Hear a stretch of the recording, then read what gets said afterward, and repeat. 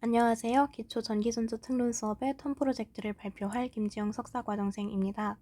핀팻 미세 공정이 고도화됨에 따라 애칭 프로파일을 이상적인 직사각형으로 제어하는 것이 굉장히 어려워졌는데요. 저는 이러한 공정 한계로 인해서 발생할 수밖에 없는 비이상적인 테이퍼링, 사다리꼴 형상의 핀이 소자 성능에 미치는 영향을 분석했습니다. 발표는 다음과 같은 순서로 진행하겠습니다. 먼저 소자 구조와 시뮬레이션 조건에 관한 소개입니다. 소자는 싱글 엔모스 핀팻을 사용하였고요.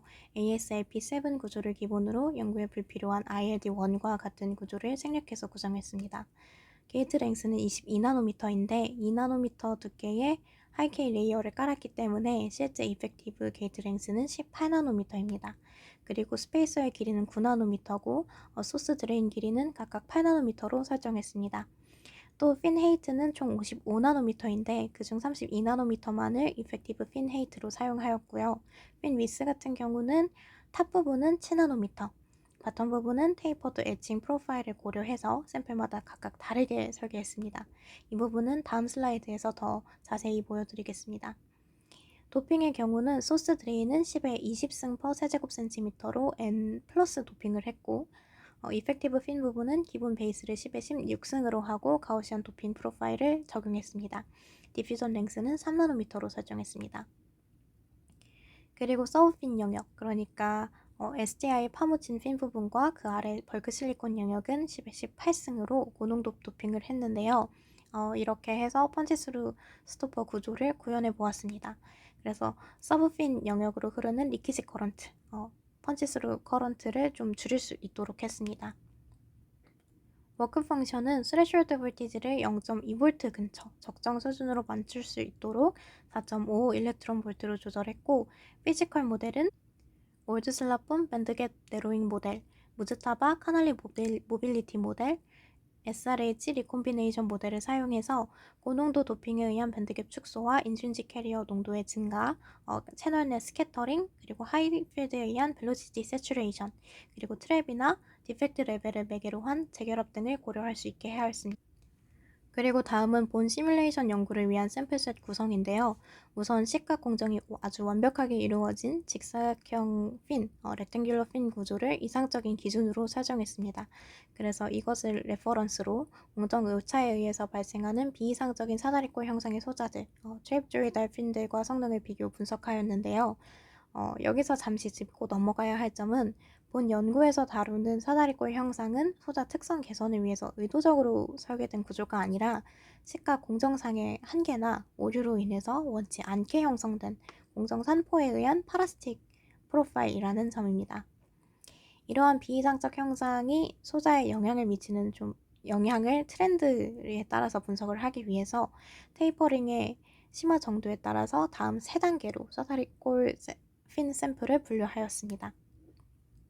그래서 티피컬 같은 경우는 일반적인 양산 공전 내 산포 수준의 테이퍼 앵글을 가지고 있고요. 시비어 같은 경우는 불량 판정의 경계선에 위치하는 수준, 수율에 영향을 미치기 시작하는 수준이고, 디제스터 같은 경우는 정상 동작이 아예 불가능한 수준의 공정 실패 케이스를 모델링하였습니다. 시뮬레이션 결과 설명에 앞서서 이렇게 사다리꼴 형상을 갖게 된 핀이 이상적인 직사각형 형상의 핀에 대비해서 어떤 차이를 보이게 될지, 그것에 대해서 세운 가설을 먼저 설명드리겠습니다. 우선 슬라이싱 메소드의 관점을 좀 차용해 보자면, 이 사다리꼴 모양의 핀을 높이 방향에 따라서 잘게 쪼개서 보면 이렇게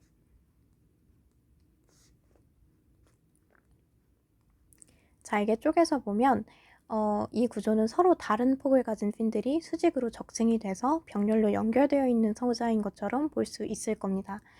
사다리꼴의 상단부, 이 부분은 폭이 가장 좁은 핀, 그리고 하단부로 갈수록 폭이 넓은 핀으로 구성이 되어 있어서 연결이 되어 있는 거죠.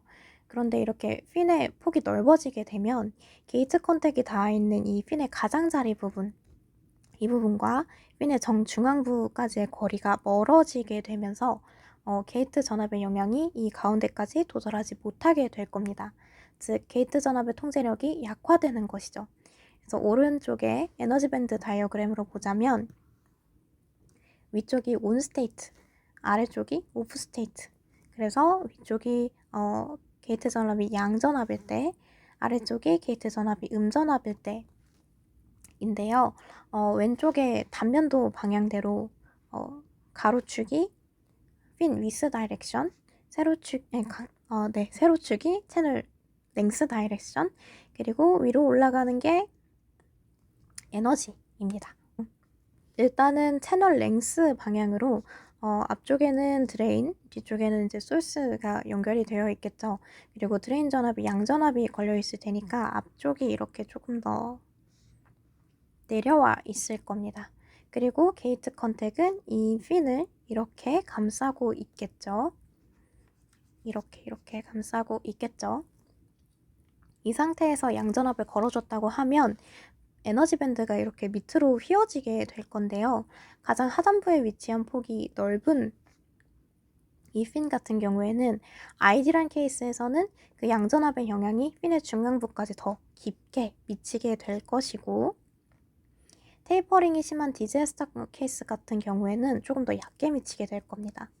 이렇게 게이트가 있다고 하면 조금 더 길이가 이것에 비해서 짧게 미치게 되겠죠. 그리고 전체적인 높이 자체도 아이디란 경우에서 더 낮아지게 될 겁니다. 그래서 전류가 조금 더 잘 흐를 수 있게 되겠죠.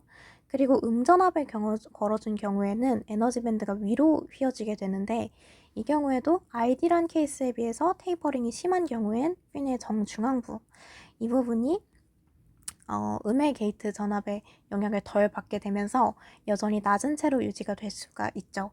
이 상태로 드레인 전압을 인가하게 되면 이 에너지가 낮은 가운데 부분으로 전자가 이동할 수가 있게 되면서 리키지 전류가 심각해질 수가 있습니다. 그러니까 오프 커런트에서는 게이트 음전압에 의해서 전자들이 모두 아래쪽으로 밀려나가고 드레인 전압이 가해지더라도 이 채널 방향으로 흐르지가 않아야 하는데, 이 핀 중앙부에 디제스터 케이스 같은 경우에는 이 핀 중앙부에 아직 전자들이 남아서 드레인 전압에 반응을 해서 채널 방향으로 이동을 하게 된다. 그래서 전류가 흐르게 된다. 이렇게 예상을 했습니다. 따라서 이렇게 하단부의 폭이 넓은 핀 같은 경우에는, 이런 핀 같은 경우에는 소자를 켜야 할 때는 전류가 많이 흐르지 않고 꺼야 할 때는 전류가 많이 흐르는 스위칭 특성이 굉장히 안 좋은 소자가 될 수가 있고, 이것이 온 커런트의 감소, 오프 커런트의 증가, 서브스트레이트 스윙과 DB 값의 증가 등으로 나타날 수가 있겠죠. 실제로 핀 폭이 넓은 경우에 게이트 제너력이 감소해서 숏 채널 이펙트가 악화된다는 연구 결과가 이미 많이 있었습니다. 그래서 이 아래가 해당 레퍼런스입니다. 그리고 두 번째는 소스 드레인 덩어리에서 유발되는 레지스턴스에 관한 것인데요. 전류가 흐르는 길목에 존재하는 직렬 저항 성분들을 따져보면 채널에서의 저항을 제외하고도 메탈 라인과 소스 드레인 경계면 컨택에서, 그리고 소스 드레인 내부 영역에서 유발되는 기생 저항 성분들이 있습니다. 제 시뮬레이션에서는 핀 형상을 제외한 모든 재료와 구조를 동일하게 설계를 했고, 그리고 소스 드레인과 메탈이 만나는 이 경계면의 면적도 모두 비슷한 수준이 되도록 조절을 해뒀기 때문에 메탈 저항이나 컨택 저항은 아이딜에서 디제스터 케이스에 이르기까지 모두 비슷할 겁니다. 다른 점이 있다고 하면 이런 테이퍼드된 형상에 따른 핀과 소스 드레인 덩어리의 경계면, 이 경계면의 면적이죠.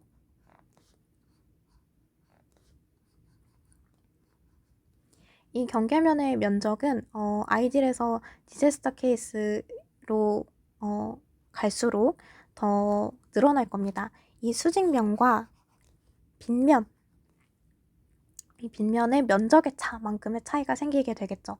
이 때문에 소스 드레인 덩어리에서 핀의 경계면으로 커런트가 들어갈 때, 이렇게 커런트가 들어갈 때 이 경계면으로 몰리는 커런트 플럭스의 덴시티가 줄어들면서 커런트 크라우딩 현상, 전류 변목 현상이 좀 완화될 것이라고 생각을 했습니다. 그래서 이렇게 소스 드레인 기생 저항 값이 감소할 것이다 라고 예상을 하고 시뮬레이션을 진행했습니다. 그래서 이제 실제 시뮬레이션 결과를 보시겠습니다. 우선 인풋 IV 특성부터 살펴봤는데요. 여기 하이 드레인 볼티지 조건, 세츄레이션 영역에서의 VG 수입 그래프를 먼저 보시면 예상대로 아이딜에서 디제스터 케이스로 갈수록 오프 커런트는 증가하고 지금 4배나 증가를 했고 서브스레셔드 스윙도 상당히 나빠졌습니다. 보시면 그래프가 더 눕게 되죠. 그리고 특히 디블의 영향이 디블도 2배가 넘게 악화되는 모습을 보이면서 가설과 일치하는 모습을 보였습니다. 특히 디블의 영향이 거의 없을 로우 드레인 볼티지 영역에서도 이 리니어 영역에서도 이런 트렌드가 계속 유지되는 모습을 보여주면서 디블 없이 퓨어하게 핀폭 증가에 의한 게이트 제어력의 감소 때문에 생긴 오프 커런트의 증가량, 스위칭 특성의 열화량 이런 것도 꽤 상당하다는 것을 알 수 있습니다. 그런데 이상한 점, 예상하지 못한 점이 온커런트에서는 이 온커런트 부분에서는 아이딜에서 디제스터 케이스 모두에서 거의 차이가 없이 컨스턴트하게 유지가 되고 있다는 점입니다. 그 이유에 관해서는 다음 슬라이드에서 소스 드레인 저항을 분석하면서 말씀드리겠습니다. 그리고 드레인 커런트의 노멀라이제이션, 이 단위의 노멀라이제이션 같은 경우에는 지금 이 연구는 아이디란 렉탱귤러 에칭 프로파일 대비 불량인 테이퍼트 에칭 프로파일에서의 성능 열화를 관찰하는 것이라서 아이디 케이스의 이펙티브 핀 위스를 기준으로 동일하게 노멀라이제이션을 했습니다. 그래서 공정 3포를 볼 수 있도록 했고요. 또 스레쇼드 볼티지나 서브스레쇼드 스윙의 측정 위치 기준 파라미터 계산 공식은 다음과 같이 했습니다. 그래서 이건 아이딜에서 디제스터 케이스까지 이르기에 있는 각 소자별 토탈 레지스턴스 그리고 소스 드레인 기생 저항값을 분석한 내용인데요. 분석 방법은 다른 논문에 소개된 방법을 차용했습니다. 레퍼런스는 여기고요. 소자를 단순 저항으로 모델링을 하기 위해서 로우 드레인 볼티지 조건, 그러니까 리니어 영역에서의 드레인 커런트 값을 사용을 했고 이 식에서 Y절편에 해당하는 소스 드레인 기생 저항값을 구하기 위해서 앞에 텀을 0으로 만들기 위해서 하이 게이트 볼티지, 스트롱 인버전 영역에서 리니어 피팅을 진행했습니다. 이렇게 진행을 했고요. 이렇게 나온 결과를 보시면 아이딜에서 디제스터 케이스로 갈수록 소스 드레인 기생 저항이 감소하는 것이 보여지면서 핀과 소스 드레인 덩어리가 만나는 경계면, 이 경계면의 면적이 넓어지니까 이 덩어리에서 핀으로 들어가려는 커런트의 크라우딩 현상이 감소하면서 소스 드레인 기생 저항이 줄어들 것이다 라고 예상한 앞선 가설이 검증이 된 것을 알 수 있습니다. 중요한 것은 이것이 소자의 동작에 어떤 영향을 미치는가인데요. 소자 내 전류가 흐르는 길목에 있는 이런 직렬 기생 저항 성분은 원치 않는 전압 강화를 일으킨다는 점에서 소자의 온스테이트 성능에 악영향을 미칩니다. 그래서 이 식을 보시면 유효 게이트 전압은 우리가 외부에서 걸어준 게이트 전압보다 작습니다. 왜냐하면 전류가 기생 저항을 통과하면서 옴의 법칙에 해당하는 만큼의 전압 손실이 발생하기 때문에 그렇습니다. 그리고 이러한 영향이 고스란히 커런트에도 미치게 되고요. 특히 이런 영향은 하이 게이트 볼티지 영역에서 두드러지게 되는데 로우 게이트 볼티지 영역에서는 드레인 전류 자체가 작기 때문에 정확 강화가 미미합니다. 또 아직 채널이 켜지기 전인지라서 채널 저항이 전체 저항의 대부분을 차지하기 때문에 소스 드레인 기생 저항의 효과는 좀 마스킹이 됩니다. 그렇지만 하이 게이트 볼티지 영역에서는 전류가 커지면서 전압 강화량도 커지고 또 채널이 켜진 후라서 채널 저항이 굉장히 작아지기 때문에 전체 소자 성능이 기생 저항에 의해서 제한되게 됩니다. 그래서 앞선 슬라이드의 결과 종합을 해봤을 때 테이퍼링에 의해서 게이트의 제어력이 낮아진 것은 맞지만 동시에 소스 드레인 덩어리와 핀 접촉면의 단면적, 이 단면적이 넓어지면서 소스 드레인의 기생 저항이 상당히 감소했고 이것이 전압 강화를 최소화하면서 높은 온 커런트를 유지할 수 있게 만들었다는 결론을 내리게 되었습니다. 그리고 이건 기생저항을 분석하면서 같이 얻어진 이동도에 관한 결과인데요. 지금 이 리니어 피팅 그래프의 슬로프 성분을 보시면 이펙티브 채널 랭스, 옥사이드 캐패시턴스, 이펙티브 핀위스, 그 다음에 이동도 이렇게 되어 있는데 아이딜에서 디제스터 케이스까지 핀 형상을 제외하고 모든 소자 구조를 제가 동일하게 만들었기 때문에 실제로 의미 있는 변수는 이렇게 둘뿐일 겁니다. 그리고 사실 이펙티브 핀 위스는 테이퍼링이 심할수록 이 빗변의 길이만큼 증가하게 되는데 그럼에도 불구하고 지금 슬롭이 증가를 하고 있기 때문에 즉 이 전체값, 이 분모의 전체값이 감소하고 있기 때문에 이동도는 디제스터 케이스로 갈수록 감소를 해야 됩니다. 이 이펙티브 핀 위스가 증가하는 것을 상회할 만큼 이 이동도가 감소를 해야 되는데요. 이건 소자 성능을 열화시키는 방향이기 때문에 방금 말했던 테이퍼링으로 열화된 온스테이트 성능이 기생저항의 감소로 인해서 회복되었다는 기존의 논리를 틀어버리지는 않습니다. 하지만 사실 이동도 분석에 있어서 가장 중요한 채널의 결정 방향의 변화에 대한 정보가 저희 시뮬레이터에서는 반영이 안 되는 것으로 알고 있기 때문에 여기서 더 심화된 분석을 해보지는 않았습니다. 다만 실제를 고려해도 기존의 방향성이 역전되지는 않을 것이라고 생각을 합니다. 실제로는 테이퍼링이 되면서 실제 채널인 이 부분이 수직면이 아닌 빗면이 되기 때문에 이렇게 빗면이 되기 때문에 전류가 정확하게 110 방향에 따라가지는 않을 것이고 다른 결정 방향에 따라갈 겁니다. 그러면 그에 있어서 그걸 따라서 이동도에도 열화가 발생하겠죠. 또 채널에 스트레인을 거는 것에 있어서도 그 스트레인이 수직면이 아닌 빗면에 따라서 걸리게 되기 때문에 실제 이동도 향상에 도움이 되는 수평 방향, 면을 뚫고 들어가는 방향 외에 큰 기여를 하지 못하는 수직 방향으로도 힘이 분산이 될 겁니다. 그래서 또 이동도가 약화가 되면서 기존 트렌드를 따라갈 것이라는 생각은 됩니다. 다음으로 아웃풋 캐릭터리스틱스 결과를 보시겠습니다. 왼쪽 그래프는 스트롱 인버전 영역에서의 결과입니다. 보시다시피 아이딜에서 디제스터 케이스까지 전류 구동력의 차이가 거의 관찰되지가 않았습니다. 이는 앞서 말씀드렸던 것처럼 테이퍼링으로 인한 게이트 제어력과 이동도의 열화를 기생저항 감소 효과가 보상해주고 있기 때문에 겉보기에 성능 차이가 없는 것처럼 나타나는 것으로 생각했습니다. 하지만 기생저항의 영향력이 줄어드는 모더레이트 인버전 영역을 보시면 상황이 조금 다른데요. 이 영역에서는 기생저항보다 채널 저항이 더 도미넌트해집니다. 따라서 소스 드레인 기생저항 감소라는 일종의 어드밴티지가 사라지게 되는데 이 때문에 디제스터 케이스의 열화된 이동도, 부족한 게이트 제어력 문제가 다시 수면 위로 드러나게 되면서 채널이 완전히 형성되지 못하고 아이디어 케이스 대비 낮은 전류 레벨을 보여주는 것으로 생각됩니다. 특히 주목할 점은 세츄레이션 영역에서의 기울기, 아웃풋 컨덕턴스 또는 역수로 봐서 아웃풋 레지스턴스인데요. 아이디어 케이스에서는 전류가 일정하게 세츄레이션이 되는 반면에 비교적 일정하게 가는 반면에 디제스터 케이스에서는 드레인 전압이 증가함에 따라서 전류가 계속해서 증가하는 모습을 보입니다. 여기 컨덕턴스 그래프로 보시면 조금 더 명확하게 보실 수가 있고요.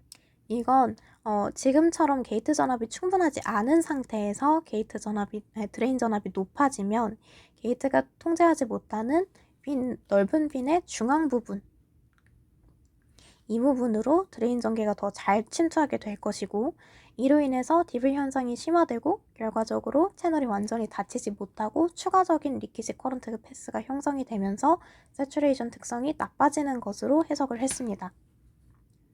그리고 이건 추가적인 분석인데요. 드레인 전기에 의해서 형성되는 리키지 커런트 패스, 요런 부분이겠죠. 하단부. 요 부분. 그리고 디블의 심화 현상이 펀치스루의 메커니즘과 비슷하다는 생각이 들었습니다. 펀치스루는 이런 온커런트일 건데요. 그래서 기존 소자에 적용된 펀치스루 스토퍼 구조, 서브핀 영역의 고농도 액셉터 도핑이 테이퍼링에 의한 성능 열화를 구조적으로 마스킹을 하고 있는 건 아닐까 하는 생각이 들었습니다.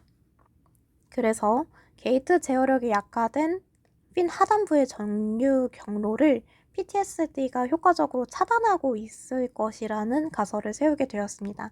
그리고 이를 검증하기 위해서 PTS 구조를 제외한 소자에 대해서 추가 시뮬레이션을 수행을 했는데요.